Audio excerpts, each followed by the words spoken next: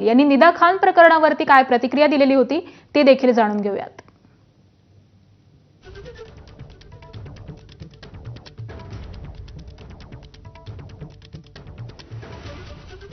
आहे मला असं वाटतं एक महत्त्वाचा मुद्दा आपण इथे बोललात की आपलं निदा खानच्या परिवाराशी संभाषण झालं।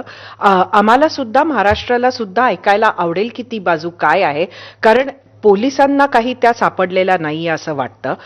अजूनपर्यंत मीडियाचा सुद्धा त्यांच्याशी संपर्क झालेला नाहीये, मीडियाशी त्यांचा परिवार बोललेला नाहीये आणि आपण याआधी सुद्धा खास त्या प्रकरणातील निदा खान यांची बाजू मात्र मांडलेली आहे।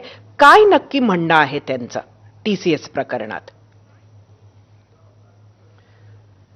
नाही बघा काय आहे की सम अकाउंटेबिलिटी सविता मीडियानेही घ्यायला पाहिजे का नाही घ्यायला पाहिजे।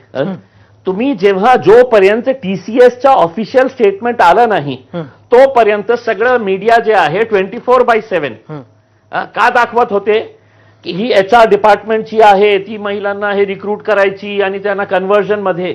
एकदा तुम्ही त्या मुलीला भेटलं तर तुम्हाला कळेल की या देशामध्ये एका मुस्लिम म्हणून जगणं किती कठीण झालेलं आहे करके। म्हणजे कशा प्रकारचे त्याच्यावर आरोप करण्यात आले होते। हो मी भेटलो होतो पण आता नाही भेटलो। जेव्हा त्या प्रकरण खूप गाजत होतो तर त्यावेळी माझ्या एका नाशिकच्या मित्रांनी सांगितलं की साहब इसमें कुछ भी सच्चाई नहीं है। तर मी त्यांना सांगितलं मी असं कसं नाही होणार, इतकं मीडिया दाखवत आहे, पोलीस हे म्हणत आहे। तर मी स्वतः तिला भेटलं त्यावेळी, जेव्हा तिच्यावर FIR रजिस्टर नाही झालं होतं त्यावेळी मी तिला भेटलं, तिच्या आईला भेटलं। आणि आज